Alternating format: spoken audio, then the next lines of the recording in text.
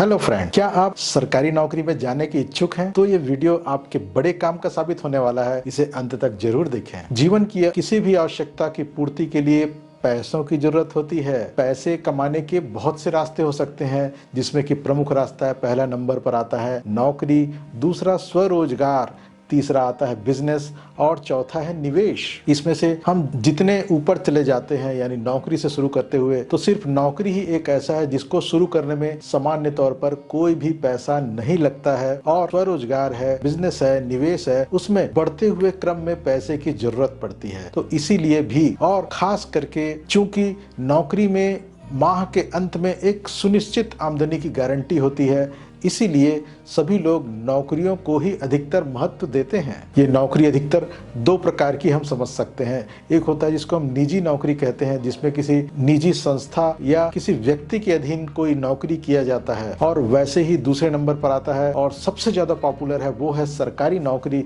जिसमें कि सरकारी संस्थाओं में नौकरी की जाती है। यहाँ पर बहुत ज्यादा पावर और प्रेस्टीज की भी बात होती है, इसीलिए अधिकतर लोग सरकारी नौकरियों को महत्व देते हैं। और बिजनेसमैन भी अपनी बेटी के लिए जब वर की तलाश करते हैं, तो फिर सरकारी नौकरी वालों को ही प्राथमिकता दी जाती है। अगर आपका भी लक्ष्य है सरकारी नौकरी में चयनित होना, आप इस वीडियो में बताए गए सभी टिप्स को ध्यान पूर्वक सुने, नोट करें और उसको पालन करें। आप जरूर सरकारी नौकरी में चयनित हो जाएंगे। मित्रों, किसी भी सरकारी नौकरी में लगने के लिए अधिकतर दो स्टेप जरूर होते हैं। पहला होता है लिखित परीक्षा और दूसरा होता है इंटरव्यू। जो विद्यार्थी पढ़ाई पूरी करने के बाद नौकरी की तलाश में स्ट्रगल करते दिखाई देते हैं, उनमें सबसे एक कॉमन जो चीज देखने को आती है वह है कि पढ़ाई के दौरान उनका कोई भी लक्ष्य निर्धारित वो नहीं कर पाते हैं। जो विद्यार्थी जितनी जल्दी अपने पढ़ाई का लक्ष्य निर्धारित कर लेता है, वह उतनी ही आसानी से किसी अच्छी जगह पहुंच जाता है और उसका जीवन बहुत आसानी से स्थिर हो जाता है। तो इसीलिए आप भी देर न करते हुए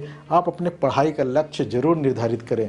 अगर आप नौकरी में ही जाना चाहते हैं तो नौकरी का लक्ष्य निर्धारित करें। आप जिस फील्ड में नौकरी करना चाहते हैं उस फील्ड का जॉब को अपना लक्ष्य बनाएं और उसके अनुसार प्रयास प्रारंभ कर दें। मैं एक बात जरूर कहूंगा, अगर आप नौकरियों को अपना लक्ष्य बनाना चाहते हैं और खास करके सरकारी नौकरी को अगर आप अपना लक्ष्य बनाना चाहते हैं, तो आप सर्वोत्कृष्ट जो सरकारी नौकरी है, जो कि यूपीएससी द्वारा आयोजित जो सिविल सेवा की जो परीक्षाएं होती है, उसको आप अपना लक्ष्य बनाइए। मैं ऐसा क्यों कह रहा हूं? क्योंकि अगर आपने उस परीक्षा के लिए तैयारी कर ली, भले ही आप आईएएस बन ना पाए, आईपीएस ना बन पाए, लेकिन आप बहुत ही अच्छी जगह नौकरी जरूर पाएंगे और आपका जीवन एक बड़े ही आदर्श रूप में स्थापित हो जाएगा। अब ये भी प्रश्न आ सकता है कि इसकी तैयारी कब शुरू करनी चाहिए। अगर आप 6वीं से 8वीं के बीच में हैं, तो ये आदर्शतम स्थिति हो सकती है इस समय, अगर आप निर्धारित कर पाए तो। अन्यथा अगर आप इससे बड़ी कक्षाओं में हैं, तो भी आप जितनी जल्दी आप अपना लक्ष्य सरकारी नौकरी का निर्धारित कर लेंगे। अगर आपको आज लगता है कि मुझे आज पता चला तो मैं आज से निर्धारित करूंगा, तो आप आज से ही अपना लक्ष्य निर्धारित कर सकते हैं। अगर आप 6वीं से 8वीं के बीच में पढ़ाई कर रहे हैं, तब तो ये आपके लिए आदर्शतम समय है। क्योंकि जो सामान्य ज्ञान की जितनी भी चीजें हैं वह 6वीं कक्षा से प्रारंभ हो जाती है, जो कि आगे सभी परीक्षाओं में काम आती है सामान्य ज्ञान के पेपर के रूप में। अब ये भी प्रश्न आ सकता है कि क्या सभी का यूपीएससी में सिलेक्शन हो जाएगा? सभी का सिलेक्शन नहीं होगा, क्योंकि यूपीएससी में जो आईएएस आईपीएस की जो पोस्ट रहते हैं वो बहुत ही लिमिटेड होते हैं, इसलिए कुछ लोगों का ही हो सकता है। लेकिन वो तैयारी का स्तर इतना ऊंचा होता है कि उसकी तैयारी में जिन्होंने थोड़ा सा भी सीरियसली पढ़ाई किया हुआ है, वे अच्छी अच्छी जगह नौकरियों में लग जाते हैं और बड़े ही प्रेस्टिजियस रूप से अपना जीवन निर्वाह करते हैं। तो मित्रों, तो आप भी अपना लक्ष्य सिविल सेवा की तैयारी को जरूर बनाएं, अगर आप सरकारी नौकरी चाहते हैं तो। अगर आपने सरकारी नौकरी को अपना लक्ष्य निर्धारित कर लिया, तो आपको अभी से ही पढ़ाई शुरू करना है। वह है 6वीं से लेकर के 10वीं तक की जितने भी बुक्स हैं, उनको आपको अच्छे से अध्ययन करना है, क्योंकि वही आपके सामान्य ज्ञान का आधार बनने वाले हैं, जो कि हर एक परीक्षा में पूछा जाता है। दूसरा, समाचार सुनने की आदत डालना। जो रेडियो के समाचार होते हैं, जो सुबह 5-10 मिनट के होते हैं और शाम को भी 5-10 मिनट के होते हैं, सिर्फ उन्हीं समाचारों को आपको सुनना है जो आकाशवाणी दिल्ली से प्रसारित होते हैं, और आपके राज्य की राजधानी से जो समाचार आकाशवाणी के माध्यम से आते हैं उनको सुनने की आदत डालना है। सिर्फ उतना ही समय, यानी कि आधे घंटे से ज़्यादा समाचार सुनने को दिन में नहीं देना है। उस समाचार के सुनने के समय जो भी नया शब्द या नया वाक्य आपके दिमाग में आ रहा है उसको आप नोट करिए और उसके बारे में सर्च करिए इंटरनेट के माध्यम से, या अन्य जिस सोर्स को आप आसानी से उपलब्ध कर सकते हैं उस सोर्स से आप उसके बारे में जानकारी लीजिए। साथ ही समाचार पत्रों में एक संपादकीय का पृष्ठ होता है जिसमें जो विश्व स्तरीय या देश स्तरीय कुछ घटनाएं होती है उनका बहुत अच्छे से विश्लेषण कई आयामों से दिया होता है।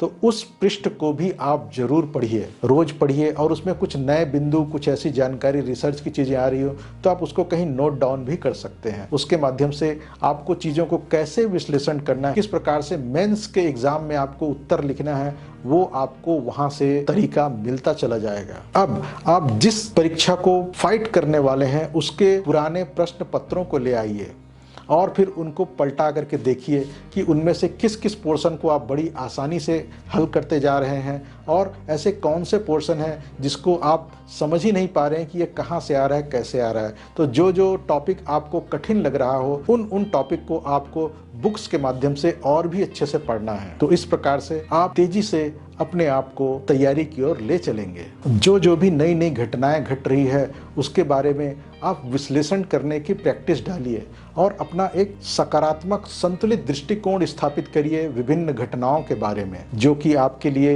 इंटरव्यू के समय और मेंस में उत्तर लिखने के लिए बहुत ज़्यादा काम में आने वाला है। साथ ही आप अपने भाई बहनों या जो साथीगण हैं उनके साथ आप जो भी नया नॉलेज जो आप गेदर कर पाए हैं, अलग अलग तरीके से विश्लेषण कर लेते हैं घटनाओं को, उनको आप उनसे साझा करिए, आप अपनी बात उनके सामने रखिए और उनको क्रॉस क्वेश्चन करने के लिए प्रेरित करिए। आपके इंटरव्यू की तैयारी भी होती चली जाएगी और जब आपको लगता है कि आपने बहुत अच्छे तरीके से परीक्षा की तैयारी कर ली है, तब अपनी तैयारी को चेक करने के लिए किसी भी साल का एक प्रश्न पत्र उठाइए, कोई भी एक प्रश्न पत्र, और उसको निर्धारित समय सीमा में सॉल्व करके देखिए। उसमें यह भी ध्यान रखिए कि उसमें जो शब्द सीमा दिया गया हो उसको भी आप अनुपालन करें, तभी आप अपनी तैयारी को सही आकलन कर पाएंगे। जब आप देखेंगे कि आपने संतुष्टिपूर्ण उत्तर और निर्धारित समय में और निर्धारित शब्द सीमा में लिख लिया है, तभी आप बोल पाएंगे कि मैंने एक अच्छे लेवल की तैयारी कर ली है। और last but not the list, किसी एक कोच की सहायता लें। आपके लिए परफेक्ट कोच वह हो सकता है जो आपका लक्ष्य है उस लक्ष्य को पा चुका है और साथ ही आपको नियमित रूप से मार्गदर्शन देने को तैयार है। तो इस प्रकार के अनुभवी कोच के माध्यम से आप अपनी सभी कमियों को पूरा करते हुए तेजी से अपने लक्ष्य की ओर बढ़ सकते हैं।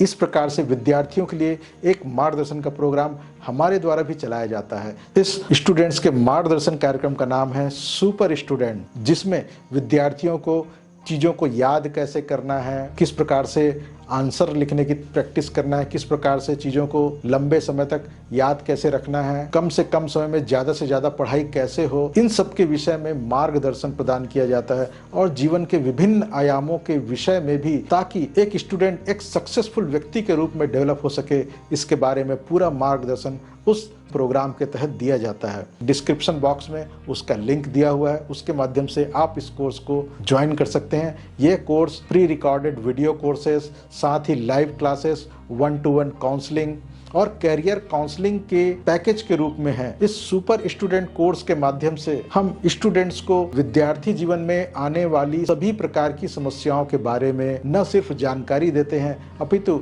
उनसे जीतने का रास्ता भी बताते जाते हैं। इसके बारे में अधिक जानकारी के लिए हमारा हेल्पलाइन नंबर आपको यहाँ पर दिखाई दे रहा होगा, उसके माध्यम से आप संपर्क कर सकते हैं। तो आज के लिए इतना ही। आप सभी का दिन शुभ हो और आप जरूर एक अच्छी सरकारी नौकरी में चयनित हो जाएं। इसी आशा के साथ आपसे विदा लेते हैं। नमस्ते।